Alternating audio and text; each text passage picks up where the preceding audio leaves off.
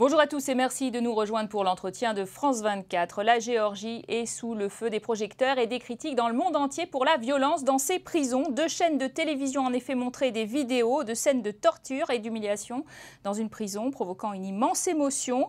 Ces images ont d'ailleurs déclenché des manifestations à quelques jours des élections législatives qui vont se tenir le 1er octobre. Au pouvoir depuis 2004, le président Mikhail Saakashvili était sûr de l'emporter. Il devançait ses concurrents de 20 points dans les sondages, en particulier le rêve géorgien de Bidzina Ivanishvili, un oligarque dont la fortune est estimée à 6 milliards de dollars.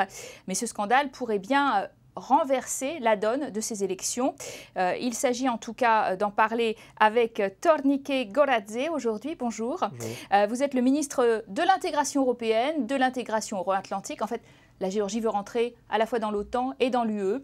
De nombreuses manifestations dans tout le pays à la suite de cette vidéo.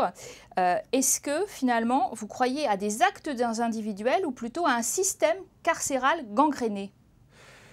D'abord, il faut commencer par dire que le gouvernement a été le premier à réagir et à être extrêmement choqué par ces images qui sont intolérables et inadmissibles dans un pays démocratique. La réaction du gouvernement et du président était à la hauteur de la gravité des faits.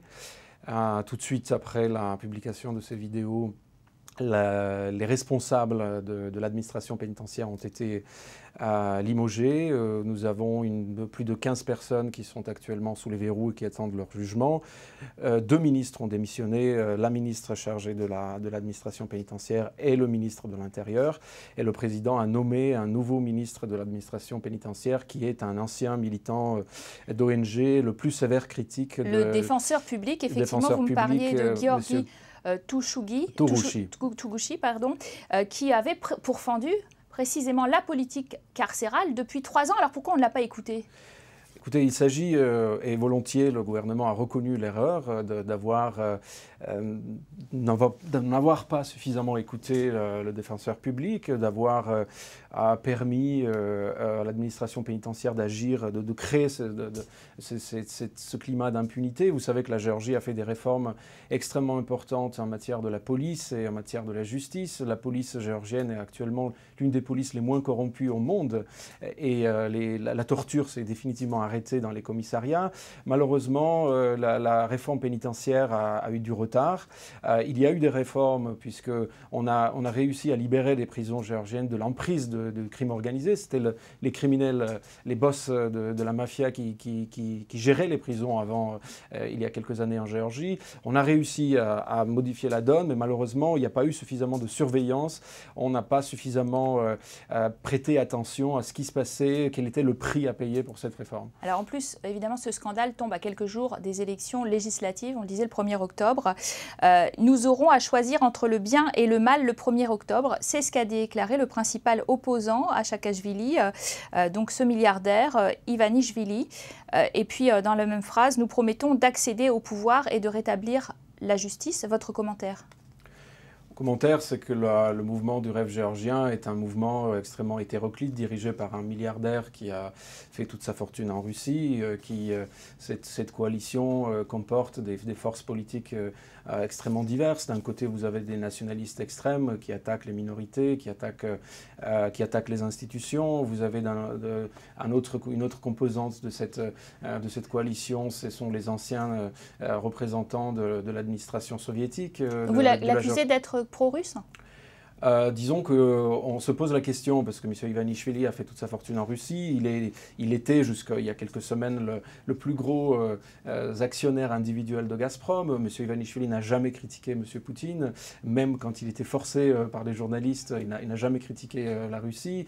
Il prétend toujours vouloir concilier la marche vers l'Europe et les bonnes relations avec la Russie, sans expliquer évidemment comment ça va se passer. Donc, mais précisément cette opposition-là, elle dit de votre président Mikhail Saakashvili que c'est lui qui a mené le pays à une guerre courte avec la Russie en août 2008.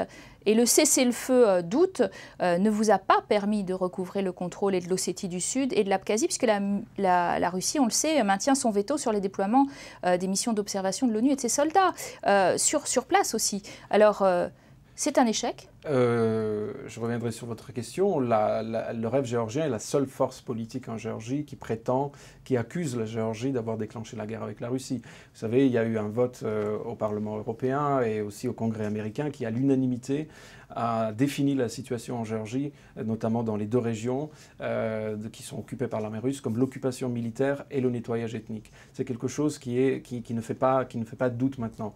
La meilleure réponse à la question qui a commencé la guerre en 2008 a été apportée par M. Poutine lui-même, qui il y a quelques semaines a déclaré dans les médias qu'il l'avait préparé depuis 2006 et qu'ils avaient entraîné les milices ossètes, etc. Donc maintenant, se poser la question qui a commencé la guerre n'est plus d'actualité.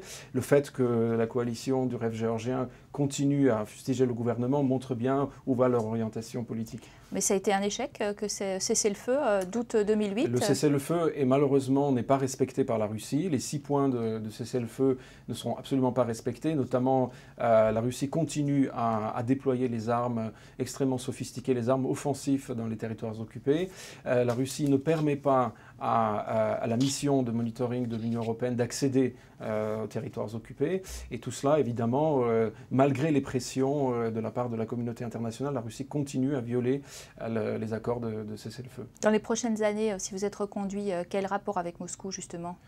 La Géorgie a fait plusieurs pas qui sont restés sans réponse. C'est-à-dire il s'agit des pas unilatéraux de notre part. D'abord, nous avons renoncé solennellement à notre droit d'user la force pour réunir notre pays. Le président a fait un discours au Parlement européen en 2010 en renonçant solennellement au droit d'user la force, uniquement privilégier les méthodes pacifiques pour réunifier le pays.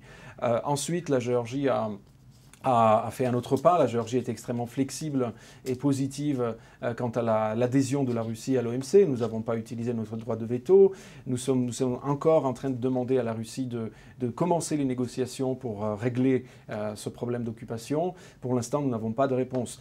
Dernier pas, au mois de février, la Géorgie a décidé d'unilatéralement abolir le régime des visas pour les citoyens russes. Donc, paradoxalement, nous avons une situation où la Russie occupe 20% de notre territoire et ces citoyens peuvent venir en Géorgie sans visa. La Russie n'a pas répondu à ce bras attendu. Nous attendons encore et la Géorgie comprend très bien qu'on ne peut pas faire abstraction d'un voisin qui est énorme, qui pèse de toute façon dans les décisions régionales. Vous craignez que ce scandale justement des vidéos qui a eu beaucoup de bruit, il y a eu aussi beaucoup de condamnations au niveau européen, au niveau mondial, puisse coûter sa place à Mikhail Saakashvili. On le savait très en avance dans les sondages. Qu'est-ce qu'il en est aujourd'hui ? Aujourd'hui, nous voyons la population géorgienne et les électeurs voient avant tout, jugent le gouvernement par rapport à sa réaction. Et cette réaction, encore une fois, a été extrêmement rapide, extrêmement radicale. C'est une réaction tout à fait digne d'un pays démocratique. Je précise quand même que la Géorgie, dans cette région, constitue encore un exemple et est bien loin devant ses voisins par rapport aux questions des droits de l'homme, par rapport aux questions des traitements des minorités, etc. Donc la réaction du gouvernement a été positivement accueillie aussi bien au sein du pays qu'à l'extérieur. Nous avons vu des déclarations de Bruxelles qui ont évidemment exprimé leur indignation par rapport à ce qui s'est passé dans les prisons, mais en même temps, ils ont salué la réaction rapide. Maintenant, les électeurs qui sont évidemment sous le choc, et cette colère est tout à fait compréhensible et même légitime, je dirais, maintenant les électeurs doivent décider et doivent comprendre qui est la force politique qui est capable de résoudre ce problème. Le mouvement national géorgien qui dirige ce pays depuis 8 ans et qui a un bilan extrêmement positif à défendre. Ce n'est pas moi qui dis parce que je suis membre du gouvernement, mais tous les rapports des organisations internationales montrent que la corruption a été éliminée dans ce pays, la criminalité a été éliminée dans ce pays, nous avons un service public qui est parmi les meilleurs au monde.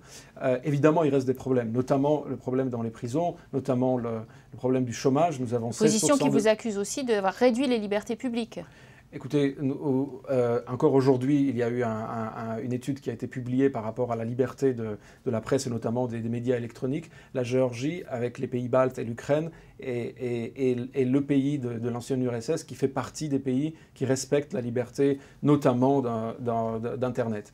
Ensuite, nous avons, pendant la campagne électorale, il y a des observateurs. Nous aurons plus de 500 observateurs internationaux de l'OSCE, du Parlement européen, du Conseil de l'Europe, qui vont étudier de très près ce qui se passe en Géorgie. Donc vous avez bon espoir de l'emporter, on le comprend. Vous frappez à la porte de l'OTAN et de l'Union européenne, en vain, bien sûr, puisque vos rapports avec les Russes ne facilitent pas votre adhésion à l'un et l'autre de ces organismes internationaux.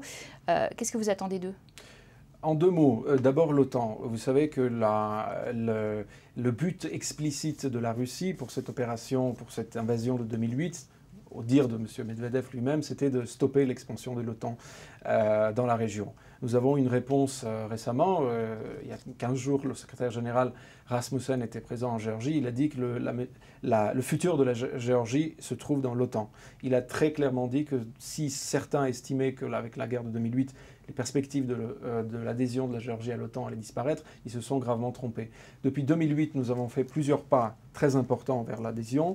Le dernier c'était au sommet de Chicago, où la Géorgie a rejoint le groupe des pays aspirants à l'OTAN. Maintenant, je ne peux pas vous dire quand la Géorgie deviendra membre de l'OTAN, mais la décision est unanime des membres de l'Alliance Atlantique que la Géorgie rejoindra l'OTAN. On comprend que vous y travaillez en tout cas, Monsieur le Ministre, puisque vous êtes en charge de l'intégration euro-atlantique. Merci à vous d'avoir répondu à nos questions pour cet entretien. Merci à vous de nous avoir suivis. C'est la fin de cet entretien, mais vous restez sur nos antennes pour plus d'informations.